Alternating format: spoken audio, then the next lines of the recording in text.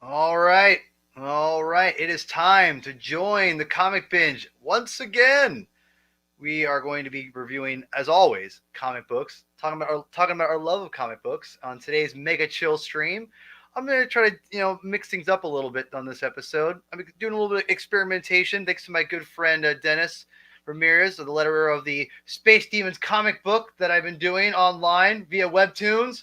Go read it. It's only 6 pages, but there's more coming right there. Yeah, that's right.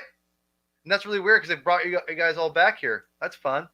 So anyway, yes, today we are joined by two very good friends of mine who I very much enjoy talking comic books with.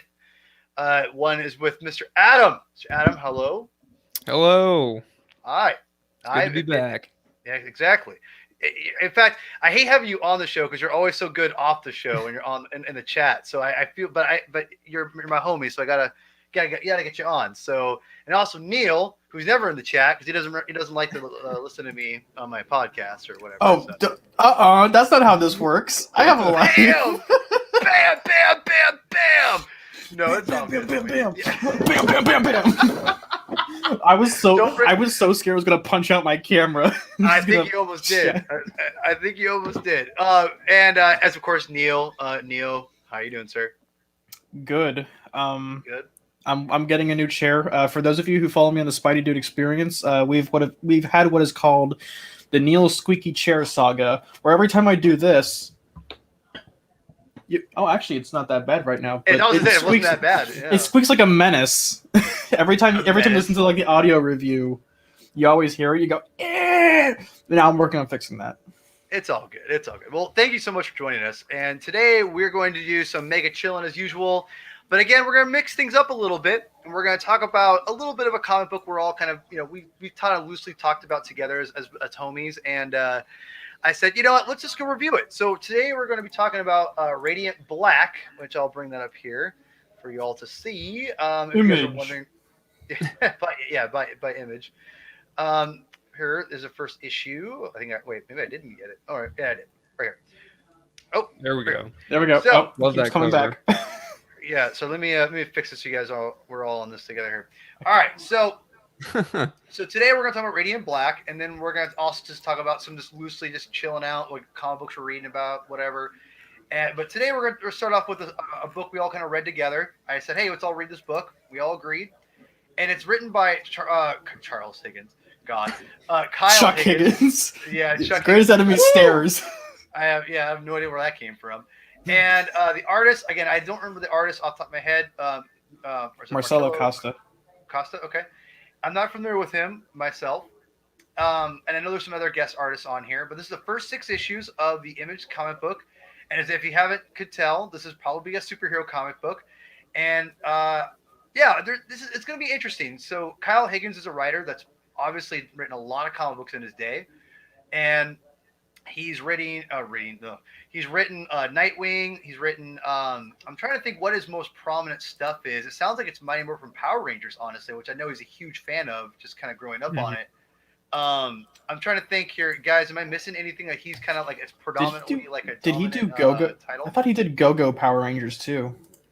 Well, it's the same difference. I mean, one of them's like a prequel series, so. Yeah, but you know what I mean. Like whatever. Whatever his, his main, what other main series he's done as far as like characters. How about that? So. Oh, okay. But now we're not splitting hairs anymore. Yeah. Come on, stop splitting hairs, Neil. Oh, he's doing the new Darkhawk thing. I was just gonna get there. So, yeah. And I've been reading. It looks like Neil. Are you a fan of the new Darkhawk, Neil? On and off. It's weird because like in the how many issues have come out since it started? 3. I think 3. Like I really liked it, then I really disliked it, and now I really liked it again. Like that second issue took a nosedive in quality because it's like it teased Miles Morales and then nothing ever came of it. I agree with that. It's a little weird because in the original Darkhawk they had Spider-Man show up again, or not again, but in the series they had Spider-Man show up, and I don't like relying on guest stars to promote your comic book completely. I feel the comic needs to stand on its own a little bit before you bring in the 90s. It says Ghost Rider, like Deathlock was a great example of that.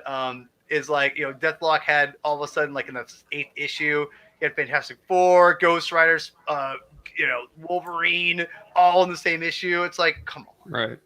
I mean, it's the title breathe a little bit. It's like when Batman shows up in a DC comic. Well, for one, he is every DC book now, but like in the books that aren't Batman, he is in there. Right. So anyway, there's a lot to. He's done a lot of writing for a lot of comic books, and it's mostly solid. I haven't read a ton of his work, honestly. Besides, actually, really honestly, the Darkhawk series and Radiant Black, to be quite honest. And I read Ultraman, didn't really grab me.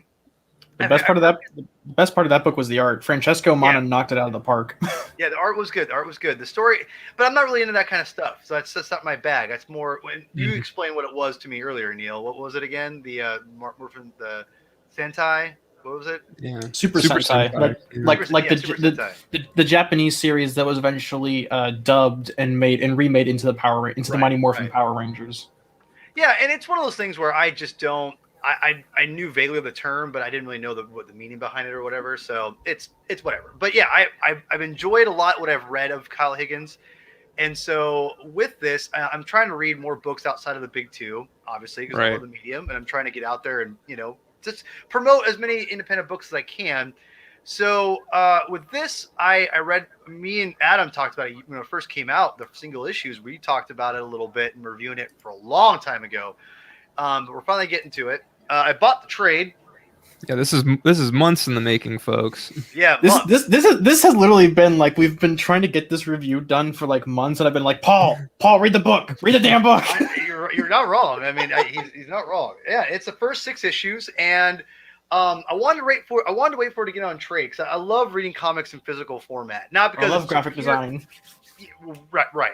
But it just for some reason it just feels good to collect something. I like holding something. That's true. But again, no, this is not a knock on digital. I love digital. I own a lot of digital books, in the cloud. So, but I wanted to wait to get this on physical. It's only $10. It's one of those I think first come trades where it's a little bit less expensive, which I love. Comics should always be less expensive than what they want to do, but whatever. Yeah, what they do, I think Image has this special thing where like if they have an ongoing, then they like make the first trade like half price. Yes. Yeah, that's right. Which I think is smart. I've bought a lot of Image trades that way. No, same here. So, and I waited for this. This on in stock trade just cost me like $6. That's free promotion in stock, by the way. There you go. Yeah, I still need to do my order. Please sponsor this video. I haven't for months. I have an order that hasn't been placed yet, and now that I know that it won't be placed for like it won't be finished. How long has this been, Adam? I don't know. When did you do this? A few months ago? When did you place your order? Oh, I didn't place it yet. It's just sitting in my cart. Oh, when you're in your. I can pull the trigger. Okay. Yeah, I thought the way you said that, I thought you meant it was like it's been like delayed in terms of delivery. I have heard. I was reading some comic Twitter people saying that like their orders have been getting like months delayed. Yeah, when I was the last order I made was I think back in 2020. It was the first trade of Spencer's The Fix. I think the first trade of Once and Future, and then the hardcover for House of X Powers of 10, and it took like a month for the order to be processed, and I think it was because of Spencer's of The Fix. Yeah, which was weird. It was East of West, not the second one. It was East of West Volume 2.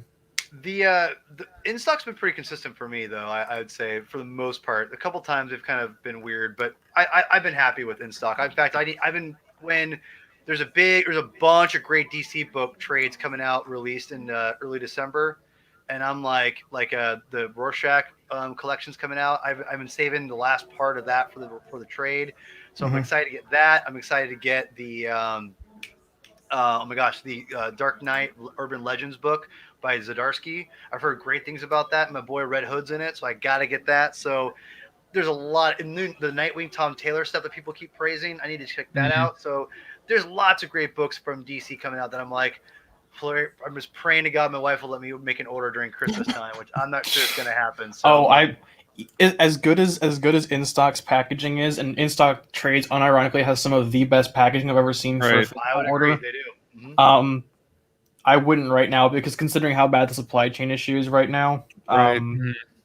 And considering Okay. how like gutted the USPS has been, I would kind of wait on that until maybe January, February before committing to it. Well, the problem is they have limited quantities. So like if I don't Right. jump on it like within the first couple of months, I'll lose my pricing, and then but then cheap graphic novels is a little bit different. It takes me forever to get things from them, but they will honor the price that I pay. So that's one thing I'll give them a lot of credit for. But with InStock, once it's gone, it's gone. You ain't gonna get it back probably. I Right. mean, as far as like the inventory, they don't. Well, I don't think they restock. sometimes. Do they I'm, sometimes? Okay. yeah, because I'm waiting on. I was There waiting have for the been some third. things. Yeah. I was Okay. waiting for the third trade that once in future, and it went out fast, and then they just recently restocked it. Oh, cool. I think Okay, that's good to know. I think Tokyo, because I've been waiting to get volume 1 of Remender and Murphy's Tokyo Ghost, Mhm. and that just recently got restocked again. And Skyward, the Henderson Oh, yeah. Garbett one, Yeah. the hardcover. I want to get that hardcover, baby. I need to get. I need to get Tokyo Ghost. I keep saying it. I keep saying I need to do it. Anyway, back to Radiant Black. See, this is why it's mega chill, dude. It's what we do. Mega chilling, you know. We be Mega chilling. We be chilling, mega chilling. So basically, and I keep things spoiler free as possible because I don't Right. want to. I want people to go out there and buy the books and read the books and have fun with them. And so anyway, keep it as light spoilers on. Basically, got your main character, which is Nathan, main character, I should say. Don't say anything. How far in? Yeah, I was about to say. How about this? We'll First talk about six. first 6 major twist happens in Yeah. the book. We'll kind of highlight that, and then we'll kind of talk about overall feelings of the story, where it's going, and if we recommend it, and then we'll move on to some just recommendations, and we'll call it a night. Which is a lot to do in one night.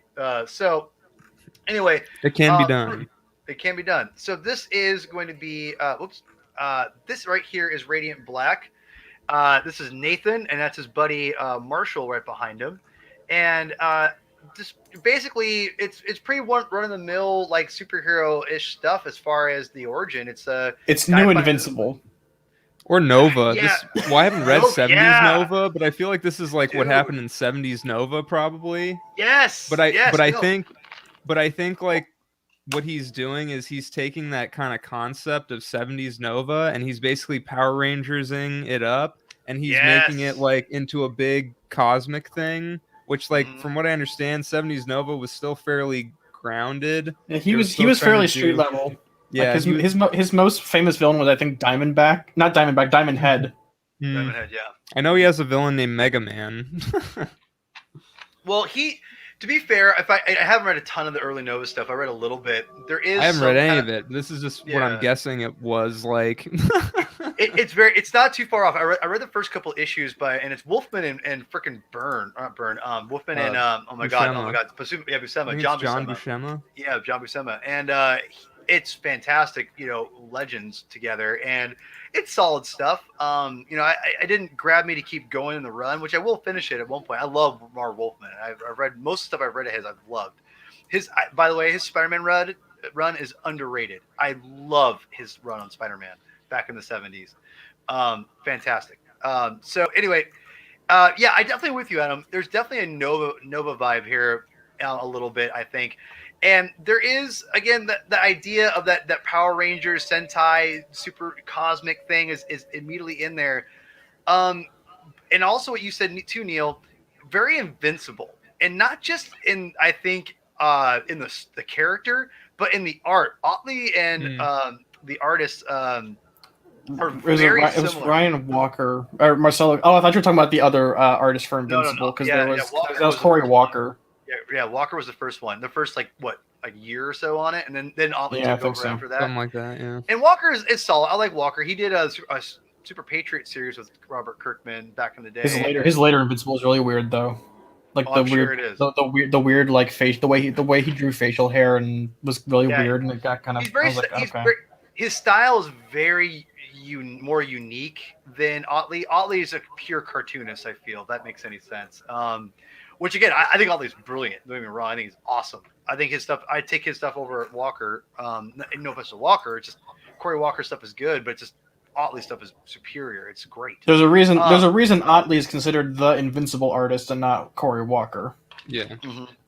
So anyway, but I think when I was reading this, I got such an Invincible vibe on so many different levels, but I think mostly is the art and the way it's structured more than even the character itself. I feel the character itself is still different enough from Invincible, from Invincible, that I didn't really feel like it was like treading the same things, but the art felt very much like I was reading that. There's a couple differences here, but Neil, I'll throw it to you. You're reading this monthly, it sounds like, and you you like where do you think you read a bunch of the book? Do you like where it's going? You read past where we have. Do you like where it's going? Do you like the structure of what Kyle's doing? And can I just take it from there? So, okay, it's hard to kind of describe how this book goes without like spoiling a lot of it, but to Spoil it. me, okay, I'm sorry, Don't do it. but I won't do it. Don't do One it. of the shut up.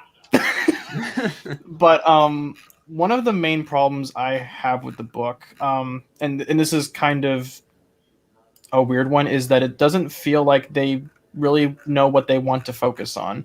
Like on one hand, they're stuck between like this great epic cosmic mystery as to what the radiant stuff is, like all the major like cosmic stuff of what the radiants are. But they also want to focus on like this loser writer who is 38 grand in college debt, and those two stories can work, but it feels like they're not really putting in the effort to try and make those stories blend as well as they could.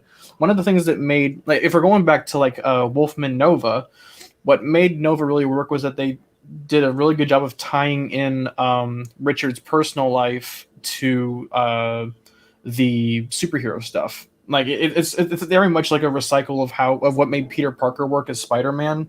Right. And in some ways, they actually made it work with Sam Alexander when he became Nova.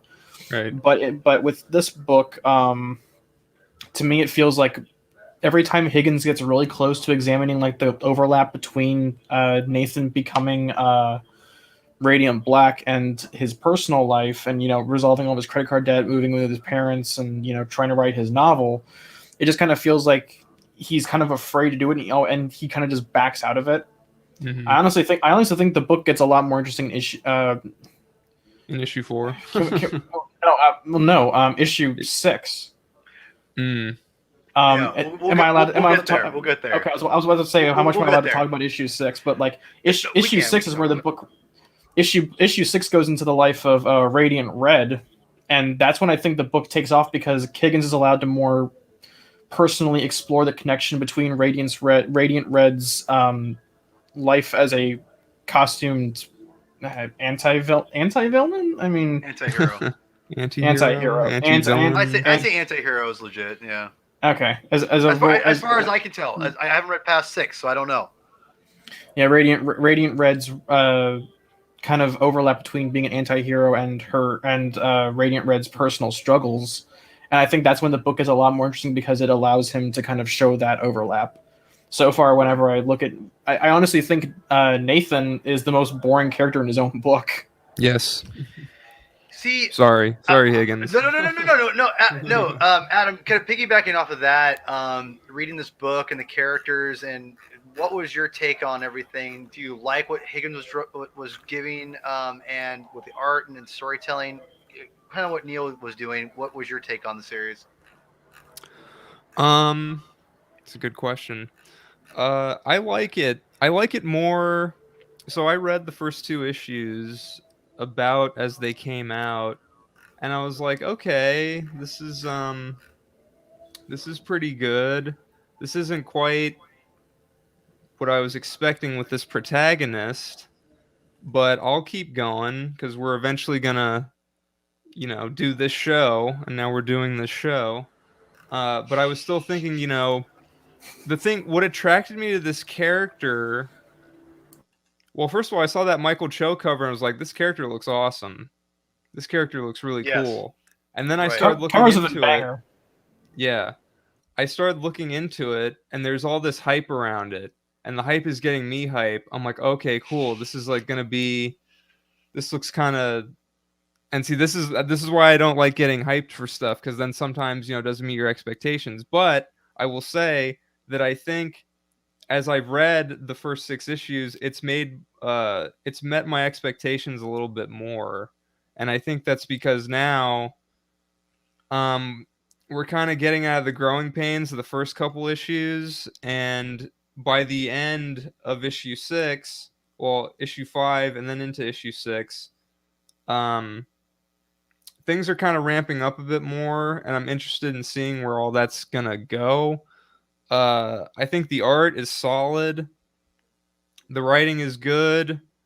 Um, yeah, Nathan as a character. My thing about that is like he's obviously trying to be. He's writing him as like a Peter Parker type.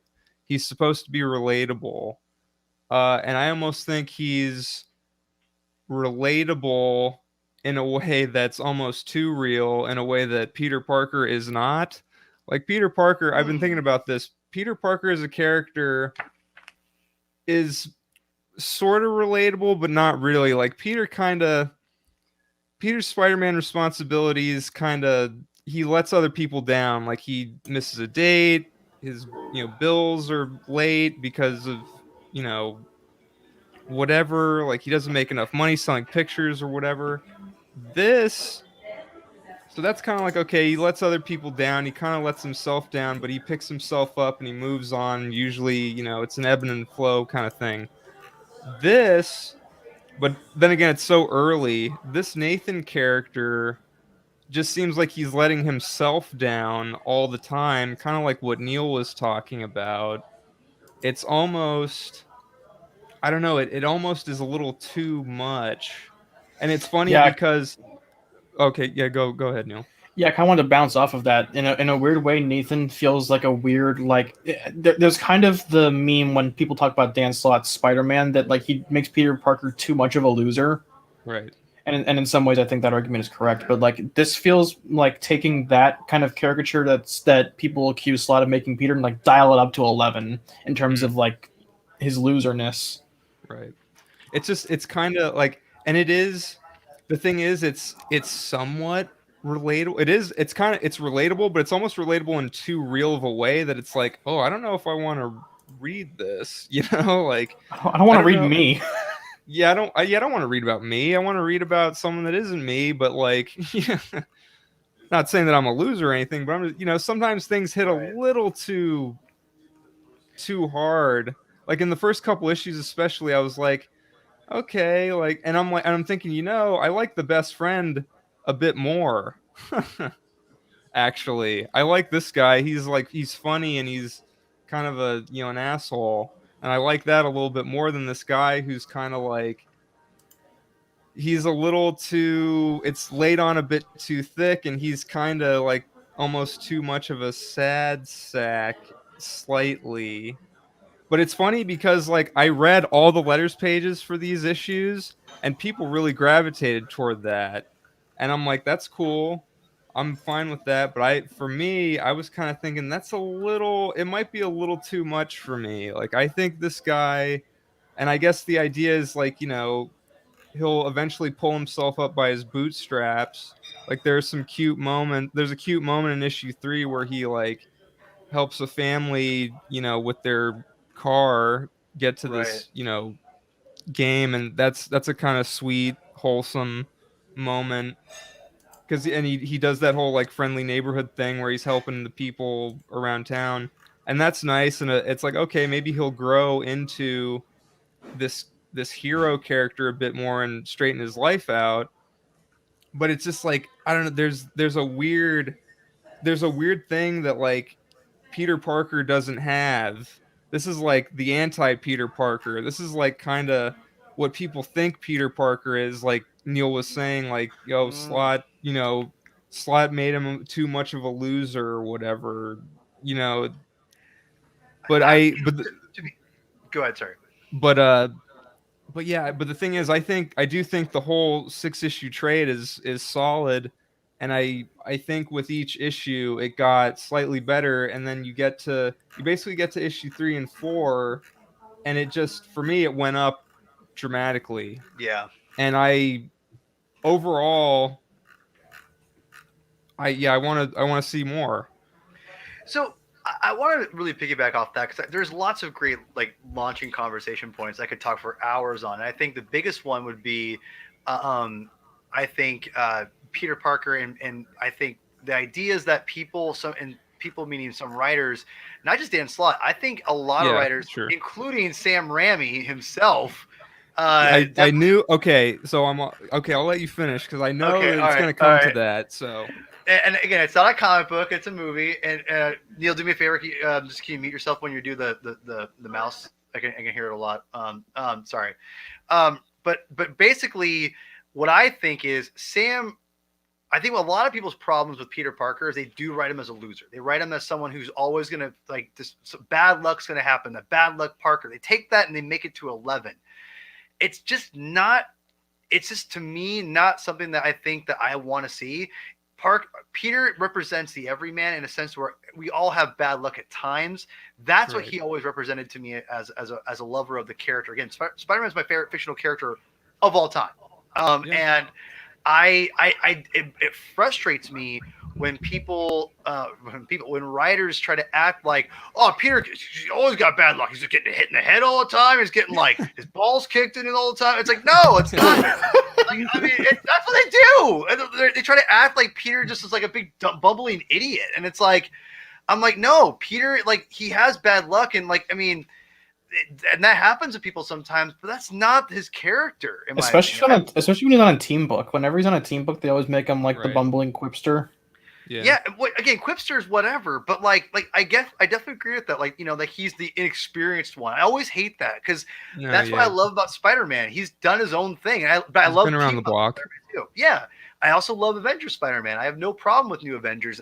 In fact, I love that. So I got me back into comic books for God's sakes. So for me, I don't like that about Peter real quick. And before we move on to Radiant Black, do you want to respond to that, Adam? And then we'll go back to Radiant Black. I just want to say a quick aside about Sam Raimi. We'll talk about this a little later because I know people say that about Spider-Man 2, and I think there's more to Spider-Man 2 than just he's a loser. I think the whole point of Spider-Man 2 is it's the dichotomy of the two lives and he juggled. I agree. It shows you how hard it is for him to live up to his responsibilities and promise to Uncle Ben while like trying to actually live his own life, normal life, right? Yeah, and that's go ahead. Go ahead. And it kind of something that Into the Spider-Verse kind of touched on a bit more on the nose of the expectations of being Spider-Man on top of being who you are. It's with Miles instead of Peter, but the general message remains kind of the same. Right. No, and that's a great point. And again, that's something we'll save for the eventual Spidey experience. Yes, exactly. Experience. So I just wanted to throw that out there a little bit because I know people, Yeah. And that is, but you know what? It's funny, Adam. I didn't even consider that, like how artistically they're trying to show us, like literally not. Because I didn't pick up on that. Maybe I'm a big idiot, but that is a really interesting point, honestly, and it makes me look at it a little bit differently. Because watch it again, just watch it again, because that is something that beautiful film. I loved it. It was my favorite Spider-Man movie for forever until about 3-4 years ago, when I for whatever reason it clicked to me that Spider-Man 1, the original with Green Goblin, was my favorite. It looks beautiful in 4K. I just want to say that for the record. It looks incredible. But regardless, with Radiant Black, I love the Nathan aspect, and I think a lot of it was because in the letters pages, like when Kyle Higgins is talking, he talks about it's a very personal project of his, and you could tell that he put a lot of himself into it. That this is stuff that he obviously struggles with, and I love when artists put a lot of themselves in their work. It doesn't, not always. It's not like a one for one. Like if you make it a really personal thing about yourself, I'm gonna love it. Like there's some things that are out there, they try to make it personal, and it sucks. Sorry, it sucks to me. I don't like it. And whether it be music, movies, whatever, right? With all that said, I definitely felt like he was just, it felt like Kyle basically was putting it all on the table. Like, meaning all his loves of comic books, of the Super Sentai, Power Ranger stuff, his fears of being a writer and how hard it is being a writer, being viewed by his family. I mean, obviously there must be some kind of family stuff or something along those lines where he feels inadequate, or not inadequate, it's not the right word, but he feels that he's not good enough, like he needs to be doing more as a writer, and how it struggles, and maybe like not living up to what your expectations were as a writer or as an artist is not living up, is just really hard on you, and it makes you feel like you're worthless, which is not true. If you feel you're worthless because your art's not successful, stop it. Just keep it going. Art. I'll be as mopey as I want. Thank you. Stop it. No. I guess that is your right. Yeah, it's your right to be. But I'm going to tell you right. Stop it. You're worth it. Your art's worth it. Keep it up. I want to see the best Neil work out there, and the only way you're going to do that is by keep doing it. So don't stop, you asshole. Anyway, I will say. I will say that is very respectable, because this character does feel like it's, definitely his self-insert. I feel like I hesitate to say that, but I've been thinking it, but because it seems harsh, but it does seem like this is him, like, kind of, talking about, like you said, Paul, his insecurities with the whole creative process and his own stuff, and how his family feels about it and everything. Like, he's putting it all on the table, like you said, and that is a respectable thing. It's ballsy to do that, and it's also, and then it's interesting to see. I mean, Neil already knows probably by this point, because I think they delve into it soon, past what we've read, because I haven't read past it either. But like, it's going to be interesting to see how that character progresses going forward. And so with all that, I just really liked where Kyle was taking the character. Now, there are some big twists with the character later on we get in the book. I'm not going to reveal that. And I was a little like, okay. Bold move. Let's see if it pays off. Bold move, right. And I don't know what happens afterwards, so I have no idea if things hold up or not. But dude, I'm trying so hard not to say anything right now because I know everything. Stop it. But it shows you that obviously with someone like Neil who's been reading the book, it must be pretty good and gets better overall over time. And we'll talk about, before we wrap up, over general thoughts of the series, kind of, or closing thoughts here before we move on to kind of just hang out and just talk comics. The 6th issue you brought up, Neil. And for the record, I really liked what we got. Like you said, Adam, you made up a great point that the 3rd issue, I think things really start to kind of go, and it gets like interesting from a thematical standpoint. I think from an action story standpoint, things get more interesting, which is natural because the story's progressing. All that crap. I disagree. Yeah. I think that the 3rd issue is actually where the book stumbles a bit. Really? Okay. Yeah, like in some ways, like that 3rd issue is like the back half is working to the important. The important stuff is like the problem is it spends like half an issue trying to get to the important stuff, but like we got some good character beats, but at the same time the plot's not advancing nearly as fast as it needs to, and it kind of grinds to a halt. And so like that 4th issue, you kind of see yourself kind of stumbling and like, I gotta go back, I gotta get back, gotta go. I think when you're doing a serialized ongoing series, if it was a 6 issue, like this is a condensed story within 6 issues and we're going to be telling it like in that time frame, I would understand what you're saying. But because I know it's an ongoing, this is where I keep hitting this. My expectations of this is a little bit different. And I think that, again, no one's expectations are better or worse. Just for me, I expect that I'm not like in a, oh my gosh, I can't think of the words I'm trying to say. I have a great podcaster. I'm not gonna hold it against it, basically. That for what you're saying, and I understand completely what you're saying too. Yeah, I'm kind of one of those people who, after seeing like a lot of my favorite series canceled after like 10 issues, like I've come to understand that comics as a whole need to be treated as though every arc will be your last. You can't leave too many plot points in the air. So maybe I'm just thinking of this from like you need to treat this as though you have a set end and maybe pace your story as you go. It's kind of weird. You have to strike a good balance. I like but where it ended, and this is for me, like Adam was saying, how it was gradually kind of going to this point, and it felt like Nathan as a character kind of found his calling at that point. In this 3rd issue, I felt like he started finding it, and I really liked that because, again, I was like, as I was starting, I invested with myself. I was invested with the character and his struggles as a writer. Again, I'm barely a writer now, but I could say that, like, I related a little bit to him and said, man, like, I totally get, like, at least from an artist standpoint, I was a musician for many years and wanted to be successful in music. I wrote way too much fan fiction in high school to not understand this character. Right, yeah, and I think anyone who does any kind of art in any kind of way can relate to what he's going through, and I think that's what's really cool that Kyle did in developing the character. Also, kind of like as he discovered himself through these powers, he discovered himself in this writing too, and realizing, oh, like writing isn't, and that's again, this is a side thing. It felt like Kyle was also telling the reader, me as a reader, and everyone else, that writing is not a 9-to-5 job. And you're not going to find all your answers, your creative answers, in a 9-to-5. Like, here's my time. Like George Lucas is famously, I say famously because I've read it. Maybe it's not as famous, but he talked about how he would write. And this is from 1977 or 1975, 76. How he wrote American Graffiti, how he wrote Star Wars. And then I think THX 1138, yeah. Right, all the stuff he wrote. I mean, I'm not sure about THX 1138, but this is how he would write. He literally would write at a desk for 8 hours. And then stop. And then he obviously would get ideas for things in his head and write things down.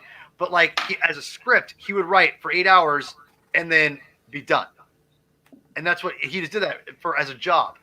And I think it's interesting because in this book, Kyle Higgins really makes it, again, my opinion, that art is not something that just comes to you like, again, for a lot of people. Not everyone's the same. But now we're going to sit down and just do art like, oh, like I'm going to have all these ideas and it's going to come out naturally. It's going to be beautiful. It's like it takes a while to really develop those things going on. And sometimes your biggest ideas are going to be when you least expect it, which, again, as an artist, as music or whatever, I can 100% relate to that. So I really invested a lot in the character. And I think that's what you need to do. And that's why I like that third and fourth issue. But like you said, Neil, I understand completely what you're saying. When you're thinking you've got a short amount of time to tell a story, you got to get to the point a little bit quicker. I can understand that point. So before I move on, anyone want to add to that? I do. I think the book is honestly at its... I'm a fucking mouth machine. Good. No, you're good. I honestly think the book is at its best when it's tackling the abstract concept cosmic stuff. Like, oh yeah, that was great. Yeah, like the stuff with Nathan and his book stuff isn't bad, but like I think the book, as someone who loves abstract concepts and get to the point, like, okay, give me that abstract right now, Higgins. Yeah, and it's like the thing is too is, and that's what really sucks about the book though, is that like it takes way too long to kind of not necessarily develop that mystery, but it feels like it's taking a backseat. I don't think so at all, though. I mean, again, agree to disagree, I guess, but I just feel like it does a great job of building up. Yeah, go ahead, Ian. Go ahead. Continue. By issue 4, well, we're getting it throughout the whole 6 issues, but I think issue 4 is when it really starts, so more or less, and I think it keeps going. But you've also read farther, Neil, so I guess we'll see when we do review number 2. Wink.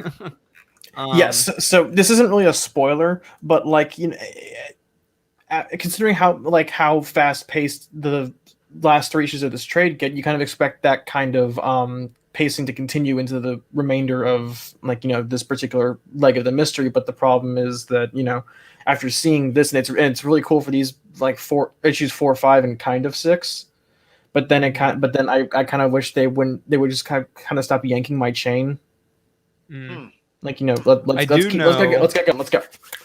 I was reading again the letters page, and I know that Kyle and the editor, they're having conversations about the whole grand cosmic mythology that is being told here. So there is a plan for that, and they're basically hammering it out as we speak.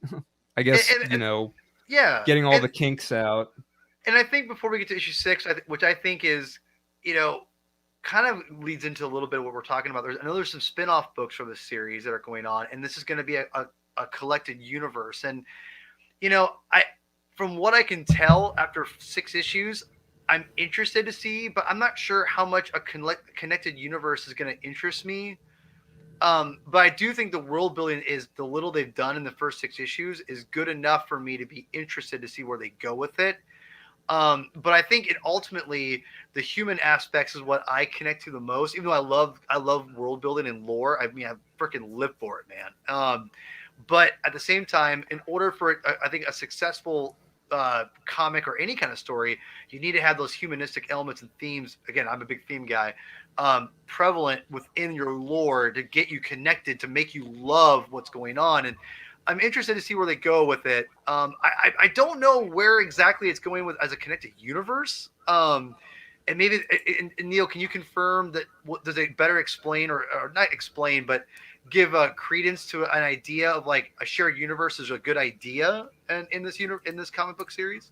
So this isn't really a spoiler, but issues 7 through 9 have these kind of small backups that I'm not sure if they're related to Radiant Black, but outside of like the characters that we see in issue 5, without much spoilers, there's not really much hinting at a connected universe. The most I think we've seen is like the Kickstarter for Inferno Girl Red having a Radiant Black crossover cover and a Greg Capullo print, which is weird. Okay. Actually, you want to kind of talk about Inferno Girl Red real quick, just as a kind of. Give me one second. Let's finish up the book and then Yeah. Sorry. We'll cross over that. No, you're good. You're good. We'll cross over with when we do our mega chill when we're just chilling out. But let's just wrap it up the book here. I like what you said, Neil. Is I think the last comic is really interesting, and I think the only criticism I would say of the 6th issue, which I really liked a lot, was it felt really heavy-handed, and I just kind of felt like it did feel like it kind of hit me over the head with like, okay, there's this at least with the husband. So to keep it spoilerless, that character needs to dump that other character ASAP. Yeah. When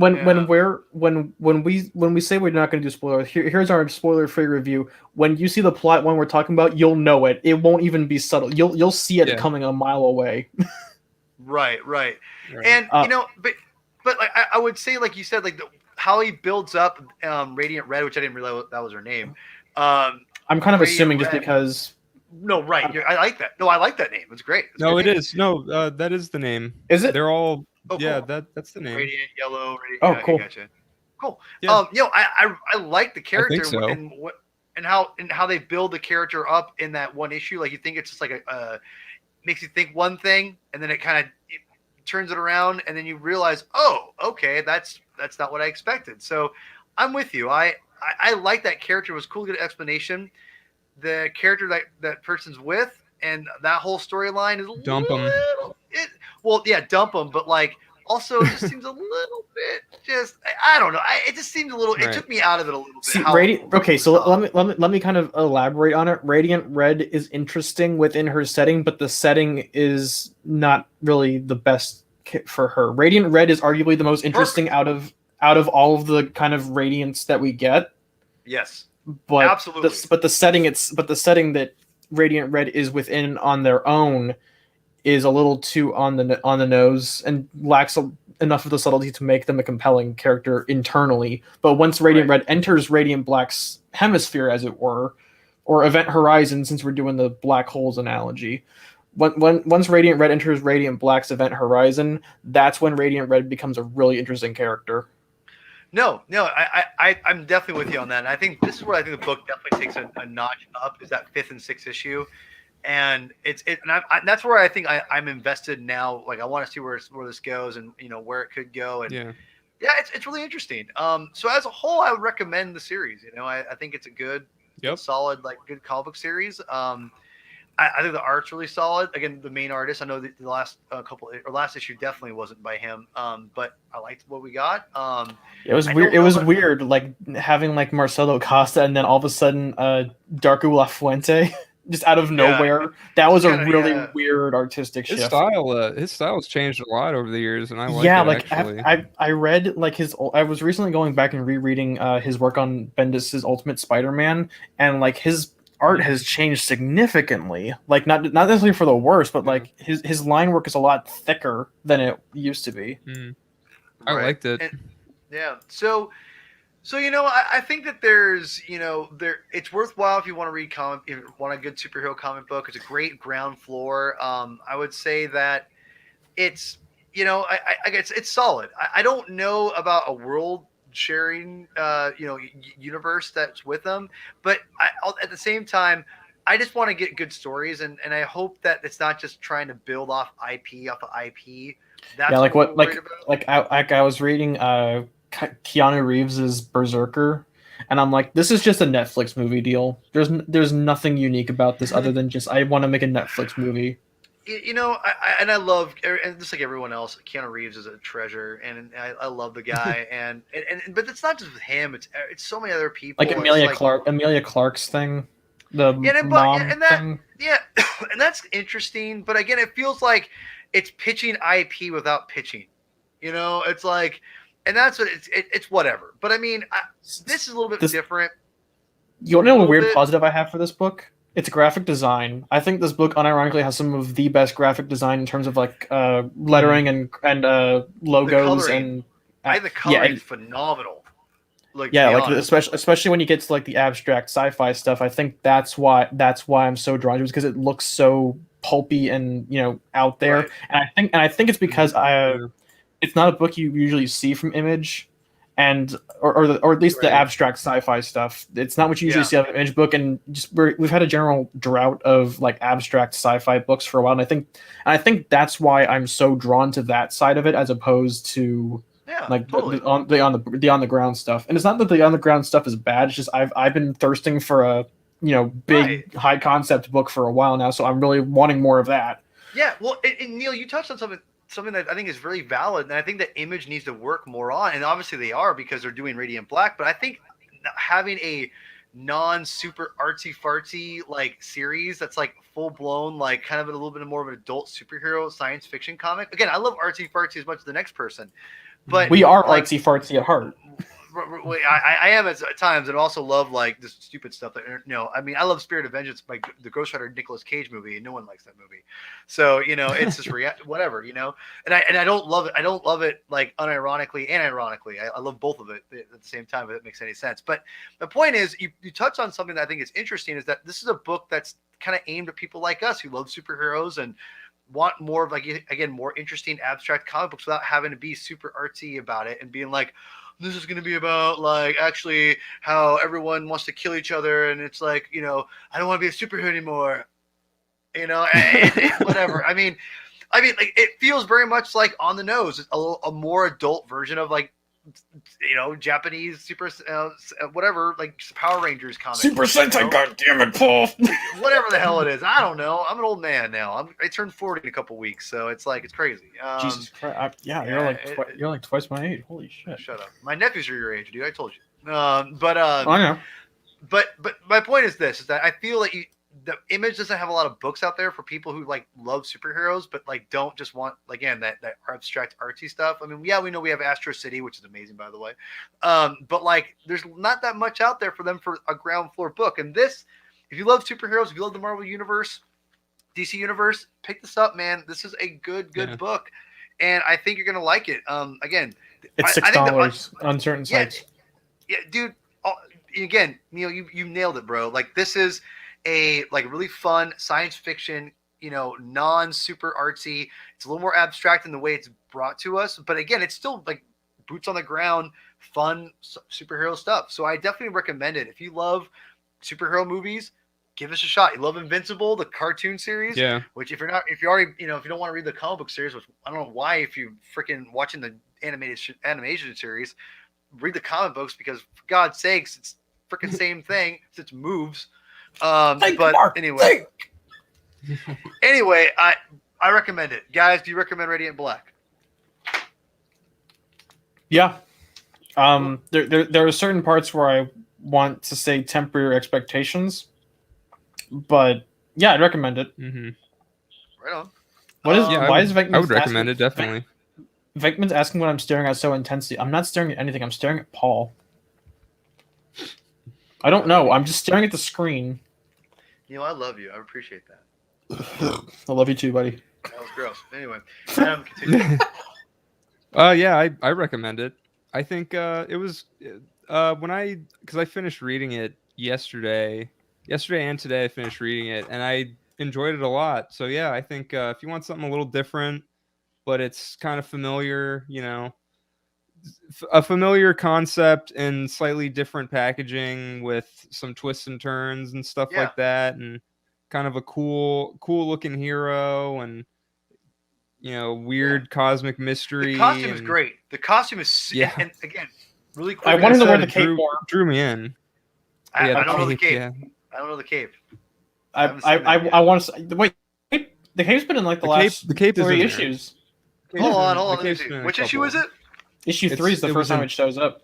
Yeah, it was in 3. Oh, it's on the cover of 3. What the hell? Why am I not? It's like you remember Tron Legacy when Sam Flynn has like the cloak. He gets the cloak from that guy wearing the Guy Fawkes mask. I don't see no cape in issue 3. Yeah, hang on. I'm gonna send you. And then it's an issue. I see it. I see it now. See it now. It's on the CN Tommy cover.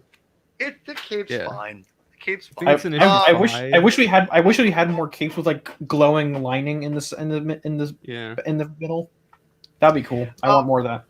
Yeah, I think that this is I think the costume is really underrated, to be honest. I think that's probably the biggest allure for me as a costume guy. I'm a big right. I don't think you're gonna find anyone out there in this world, I'm sorry, that loves costumes and masks as much as me. That's why I love masks, dude. Yeah, no, right. I'm just saying, I will freaking Do we count helmets? Yeah, helmet's basically a mask. Helmets, yeah, they're basically a mask, bro. Master Chief's my boy, so I guess that counts. I mean, that's a pretty cool helmet. Yeah, there's a reason why the Netflix series get criticized for a reason. Hoodies aren't costumes. They're not. That doesn't count. So, but Adam, great. I like you. If you want to finish up, I didn't mean to interrupt you. I'm sorry. No, that's pretty much it. Yeah, I recommend it. Cool. If you, like I said, something similar but different. It's refreshing. Cool. And it's interesting because it does kind of feel like anything can happen, unlike a Marvel or DC book, kind of, Yeah, so totally. All right. Well, before we wrap up, we'll just kind of, as we chill out, I'll kind of throw it to you, Adam, because I don't know if you have anything to kind of physically show us. But are you reading anything right now, comic book wise, that you're really into? It's Radiant Black is pretty cool. Well, that's good. That's good to know. Tell us about it. I'm reading Elaborate ASM upon still. This. Yes. Reading ASM still. That's that is what it is. We'll see how that goes. There's a bunch of stuff. Yeah, that's our job. Yeah. There's a lot of stuff I want to read, and I just haven't done it yet. But I think it's going to be happening sooner rather than later. What do you want? What you got your eyes on, man? What do I want to read? I want to read Morrison's Doom Patrol. I want to read Silver Age Doom Patrol. Me too. I want to read Doom Patrol. You want to read Doom Patrol. I want to read Simonson Thor. Oh hell yeah, dude! I want to read Simonson's Thor. I want to read Simonson's Ragnarok.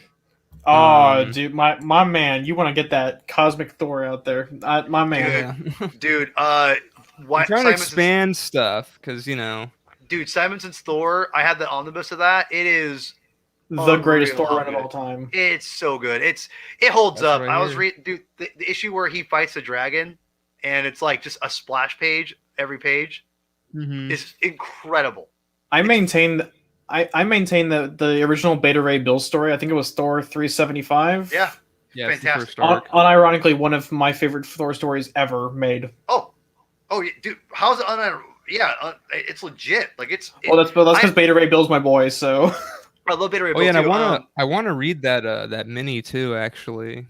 The Daniel Warren Johnson one. Yeah. I've read most of it. Daniel Warren Johnson's a phenomenal talent as far as comic book drawing. His writing is, it's solid.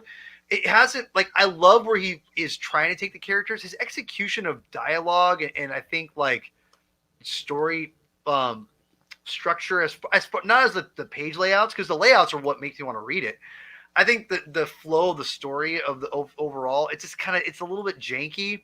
And even with an editor with him, I don't connect to it as much. You can tell he's an artist, completely visual artist first, and not really narrative is kind of a little bit of a struggle. Again, not a bad struggle, but just not the strongest suit for him. I still like what we got or we're getting. I need to finish it though. And that's the one thing I will say. I haven't finished the book, and that should probably tell you something, that it doesn't grab me completely, but the art's incredible. The art is worth reading it alone. So I'm with you on that. It's worth the price of admission. Exactly. Funny enough, I own the first appearance of Beta Ray Bill, and I got it for Nice. $8 like 10 years ago. Awesome. Shit. That's Dude, a steal. I know. I'll never forget. It was like I think 2008 or 10, somewhere Was around it there. good condition or? It's solid. It's not like I don't really grade crap. I don't care. Right. You know. Oh, No, probably, I'm not gonna. it's probably I'm not good gonna enough, pay. you know. Yeah. I'm not gonna pay $200 for some boardroom of buttheads to. It's not. Yeah. Right. No, but the. But I mean, $8. It's probably like pretty decent. Like maybe like a it's couple solid. creases or something. But like $8 is like, you know, that. Oh no! I mean, Someone read the that's book. a higher. Yeah, that's a higher Yeah, like. exactly. Yeah, they read it once and it went down from 15, so now it's 8. Someone actually turned the page 9.5. Oh, what's this? Oh, what's this? Someone put their drink on like a millimeter of the cover down to a 9.0 immediately. I just paid like $40 for most of The Child Within because I can't find those issues anywhere, but my LCS had them. So like, no, dude, I own like doubles of all those, dude. You could have called me. I could have hooked you up, Holmes. No, it's all good, man. They're really good looking copies too, actually. Oh yeah, dude. I bought Child Within a couple years ago for like I think the whole collection for like $8 and on eBay years ago, and I'm so glad I did. Oh my god, like I had most of them there, but yeah, dude, it's Child Within is chef's kiss. I freaking love that book. I know JR from the Crawl Space hates that story, but I'll fight anyone on that one. I'll go in the death pits for that thing, man. I'll be like, all right, you want to go in? Let's do it. Let's go. I'll go. I don't care how much knowledge you have of Spider-Man. I'll go and challenge anybody. And I'll fight him. I'll fight him tooth and nail. Bring George too. You'll fight that old man. Yeah, I'll do it. I'll fight on the that side of older the man. Yeah, and I mean all respect to JR too. I think JR's his knowledge is crazy, you know, but his defense of why he hates it, I don't get it. I just don't agree with it. That's not his. That from what I recall, that's just not. Well, it's not really his style of story. He doesn't apparently like that heavily psychological thing that DeMatteis does with a lot of his Spidey stuff. Yeah. So no, again, no disrespect. I said when I say go to the death pits for all that stuff, it's out of respect because I respect them so much. I wanted with all the debate to the death on it because I do feel very strongly about that stuff. I have a very personal connection to the material as far as what the themes are, and that does play a part in it. But I think that also a psychological element is there, but it's not as I feel it's overblown in my opinion. But again, we get into a whole show about this at one point, maybe on the Spidey show. But anyway, that being said, yeah, that's rad, man. I have the first Doom Patrol run by Morrison. Not into it as much as I thought I was going to be. I didn't finish it. But that being said, maybe I need to reread it. Maybe we should do it for an episode here or whatever. I don't know. Every once in a while, Morrison has like his stumbling blocks. I wasn't a big fan of his JLA run. Really? You're like the only person I know who doesn't like it. Everyone loves it. I don't hate it, but it's not like when I think of like must read Morrison stuff, I don't put his JLA run at the top of that list. It's funny. I have put a pin in the Morrison conversation because I got something to come up back to. But before I do that, Neil, what are you reading? So the only thing I brought as a visual aid is Homesick Pilots. It's another image book by Dan Waters and Casper Wingard. I'm sorry, the name is hard to pronounce, but I originally got into it because Tom Moeller, the guy who does a lot of graphic design work in comics, he did the design work for it. I love Tom Moeller's design work, so that got me hooked, and then the art style got me, and then eventually the Haunted House mechs got me into it too. Touche, Venkman, touche. Anyway, sorry, I didn't interrupt that. I want to acknowledge Venkman. Oh yeah, Paul, you're coming in a little quiet. Just Adam, check your mic settings. But for ongoings, I'm also picking up Radiant Black in trades. But as far as ongoings, right now I'm reading Tom Taylor's Nightwing, Mirka Andolfo's Sweet Paprika, ASM, because that's my job. I'm the recapper, so I have to read it on principle. The Grim recapper at that. Yeah. Let's see.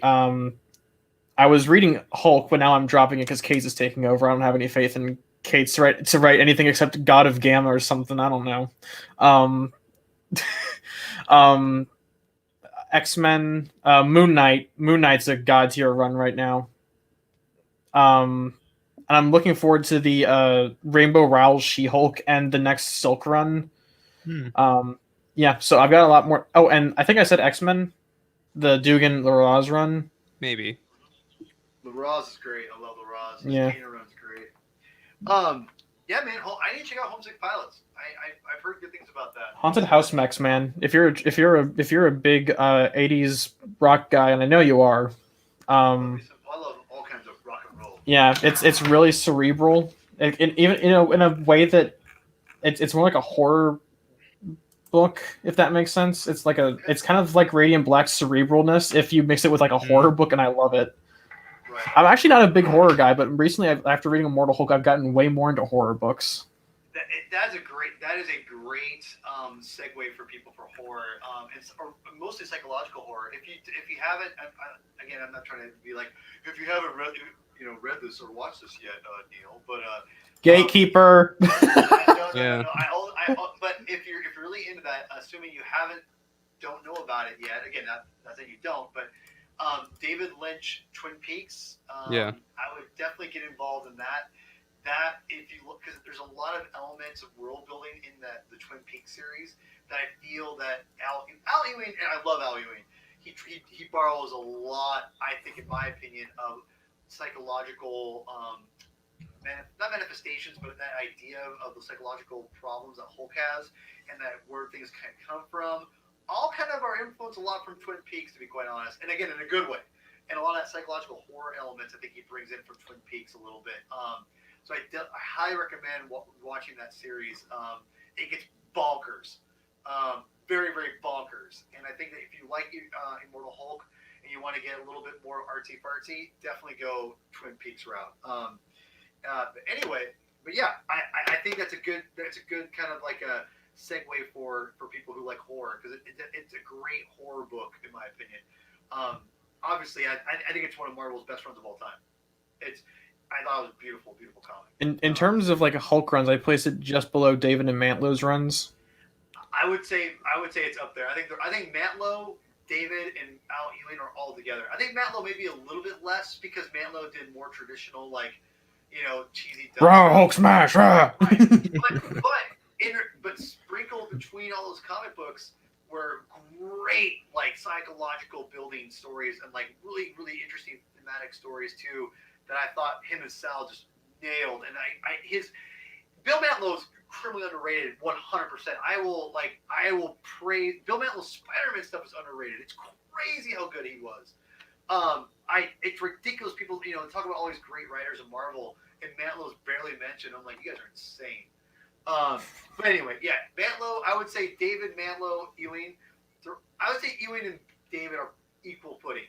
They both have their strengths and weaknesses.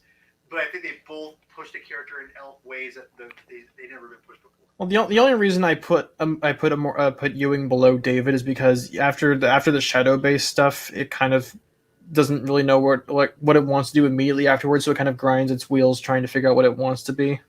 I think you're right. I like the Xanadu stuff, whatever his name is, Zemnu.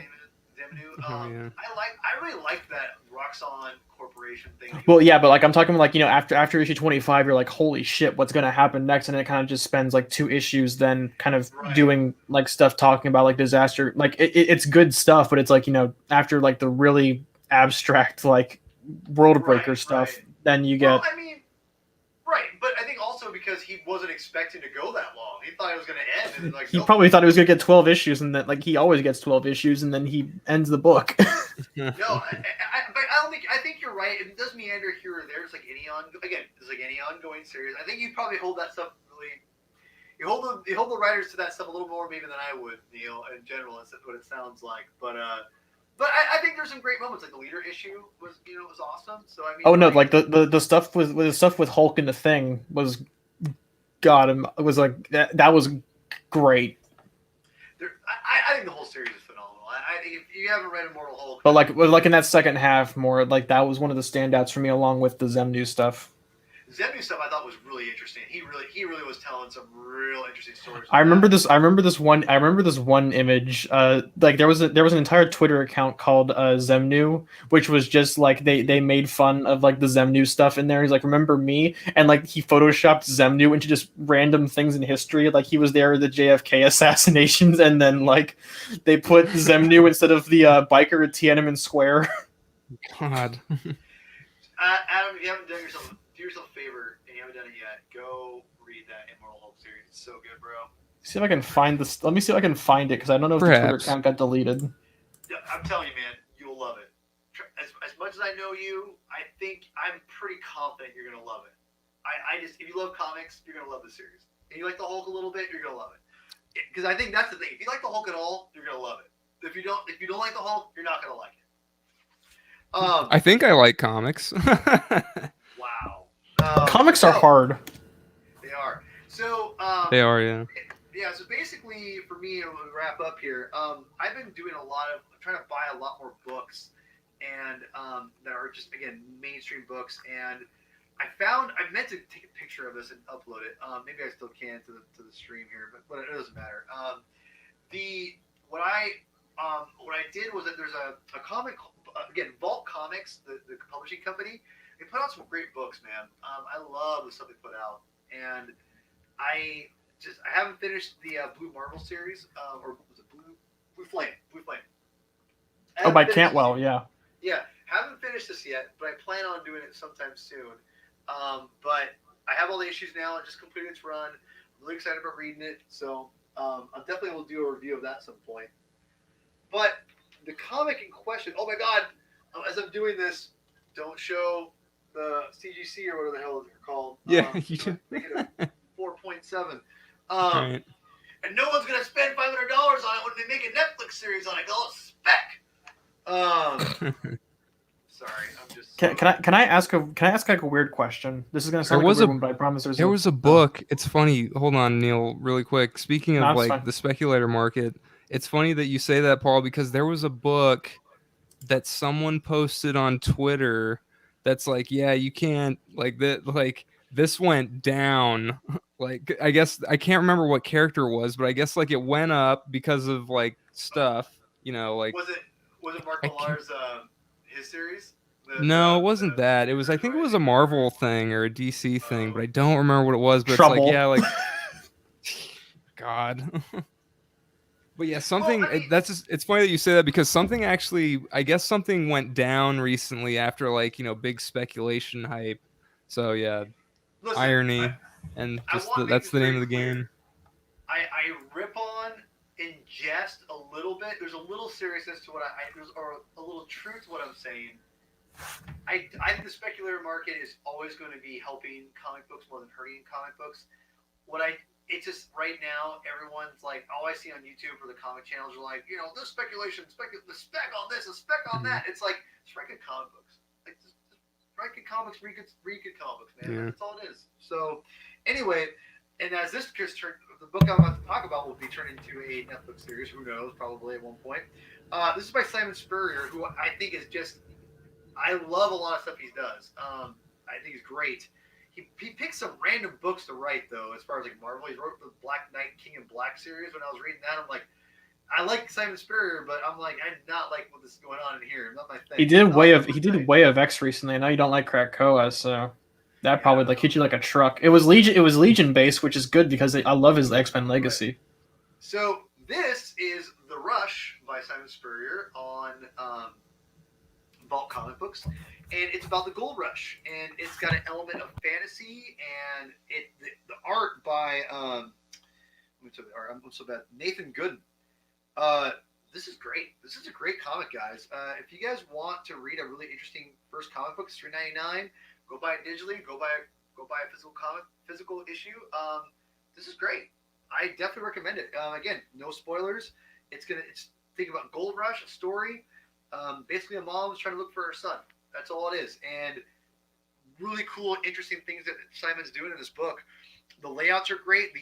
Everything about this book is awesome. Everything. The lettering, it's really artistic. It just feels like a good comic, man. really recommend this thing. This is great, and I wish I put the next book I'm going to talk about on the. I took a picture of it, but I didn't. But it's called The Wall. I'm going to try to add it real fast while I'm doing this, guys. But basically, this comic book. Well-known Spider-Man villain, The Wall. Yes. Is that really a villain? It's Spidey Super Stories, the tie-in comic for the Electric Company.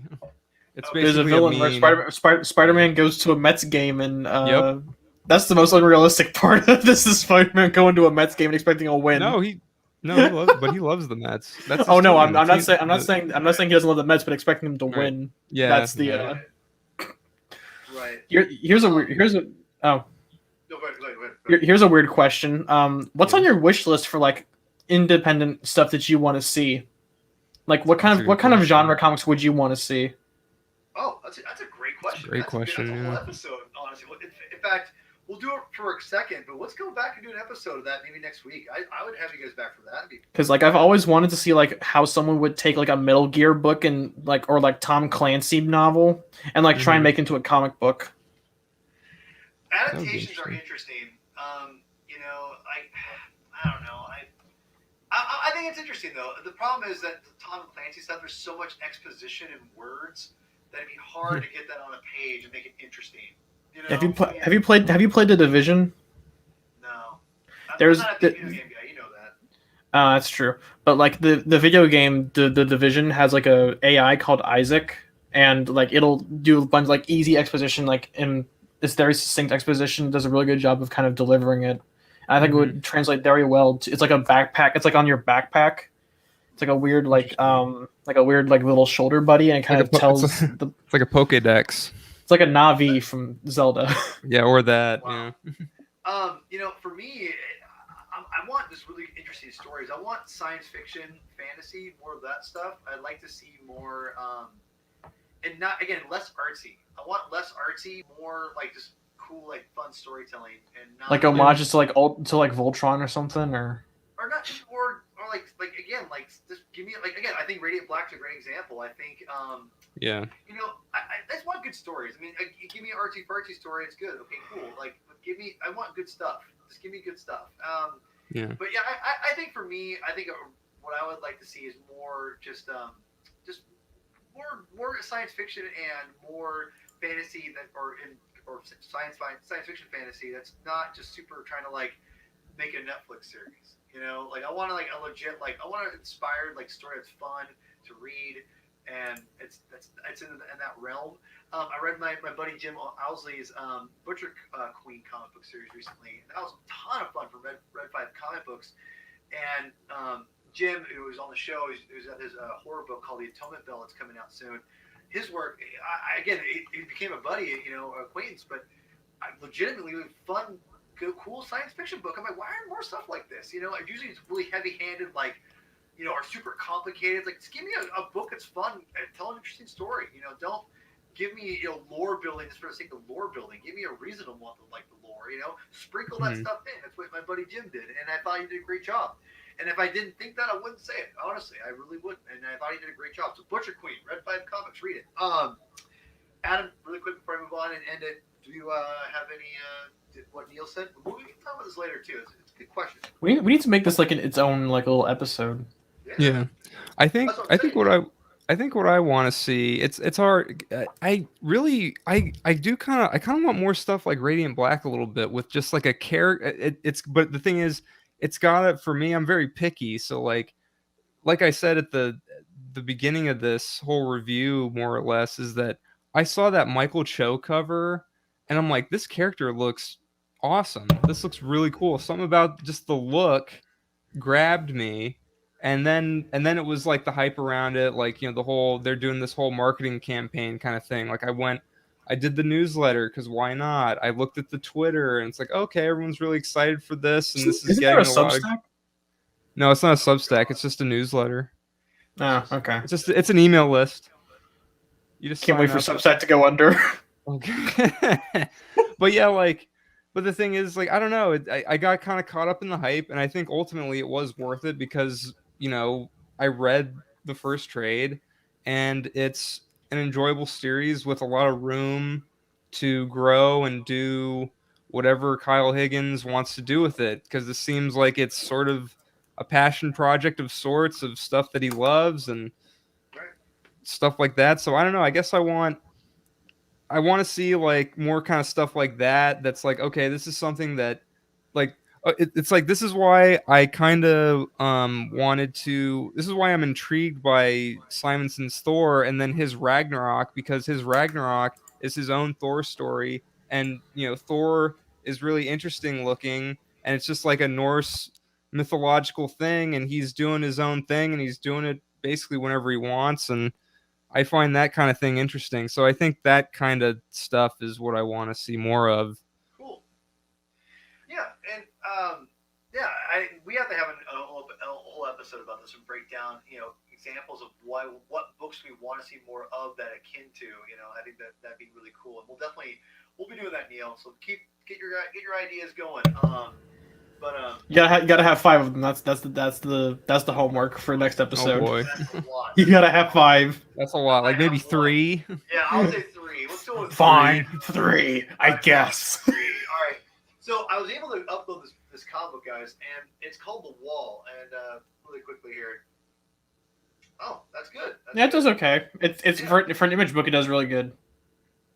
I think there's, like I said, there's hype behind it, and I think I think this is a thing that, and I read like I said, I read the letters column for all these things. People are liking it. It's interesting. People are enjoying it. I think this is something that the people want. Deep down. Right. Well, so 2 more things, and we'll wrap up here. I've been reading this book, and if you guys haven't seen this or heard about it, buy this immediately.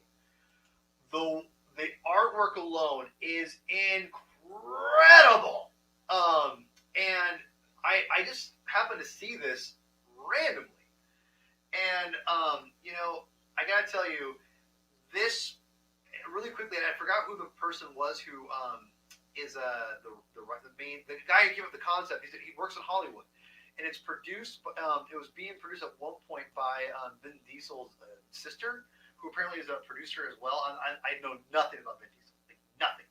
So I'm not sure if that's common knowledge or whatever. This is a comic book I can't recommend enough to people. The artwork alone is just nuts, and it's not the most original concept. Post-apocalyptic, gotta get somewhere to more of a paradise, whatever, right? But I loved this comic book, and if you guys want something different, support independent comic books. This is it, man. Like this is it. Like this is a great book. And I got support your LCS, by the way. Yes. Go out and pick this book up. Ask for it. I'm gonna buy the trade of this. This art alone is worth just reading, and I think that not the most original concept, but execution's great. Again, post-apocalyptic, all that stuff. If you like that, 100% you need to read this book. It's great. So please go read the book. Read The Wall. It's fantastic. So anyway, nothing stops The Wall. Oh God. I'm gonna keep quoting Spidey Super Stories. Can't stop me now. So last thing, to put a pin in Grant Morrison, I bought this for a fairly reasonable price. Oh, I want to actually check that out too. Oh yeah, that's a really good book. By the way, I actually saw Frank Whiteley at SDSU last week. Yeah, that was cool. That's awesome. This is a book that I've seen online being sold for like a ridiculous amount of money, and this I got for like under $20. I'm like, okay, that's pretty solid. Jesus Christ. Yeah, look out for deals, bro. That's what you gotta do. You gotta be on the hunt. And my wife hates my guts, and it's gonna spend all our money on books like this. So, again, Adam's been privy to that conversation by accident a couple times. Sorry, Adam. I feel so dumb about that. I'm like, that's so embarrassing. He's a good guy though, that Adam. But yeah, I haven't read this. I've heard great things about it. Quietly's art is obviously worth the price of admission. Morrison, obviously, is a fantastic writer. I've heard great things about this. I learned about this character because he's Flex Mantello. Isn't he the Mantello isn't he the guy? Like he's like that redheaded character from I think Suicide Squad, right? Is that the one I'm thinking of? He's in the major DC universe, isn't he? He was in Doom Patrol. He's basically a riff on the Charles Atlas comic strip thing. You can be a man. It's like the scrawny jungle boy. Like that, and also kind of like the Jungle comics. Yeah. Oh, I'm thinking of someone else then. Maybe it was on the Ostrander run. I thought maybe it was Flex Montel. I don't remember, but either way, I think he's a pure Morrison creation. Is he? Okay, my bad. Yeah. Yeah. Or co-creation that whoever, because it was in his Doom Patrol run, I believe. Okay, cool. Yeah, so I'm excited to check this out at one point. I love Morrison, so I love Quietly, so this is definitely a great book. But yeah, guys, that was fun. I'm gonna do more comic reviews, make it chill streams where we just kick it back and just chill. This is awesome. Thanks everyone. I know this is not gonna get like 1,000 views or anything, but you know what? I don't give a shit. This is rad. We don't do this. We don't do this for the clicks. We do this for fun. Oh yeah. And like that's the thing is, people. I want to connect with people that love comic books, and if that's only 5 people in this universe that just love to talk about comics like we do, then bring them on, and I'm good. So that's what I say. And yeah, guys, thanks for coming on. We'll have to have that idea that Neil, gave you a great idea to talk about. We'll talk about some ideas of what comics we want to see and what we want. That's really interesting. But yeah, wrapping up, Neil, where can people follow you and hit you up on?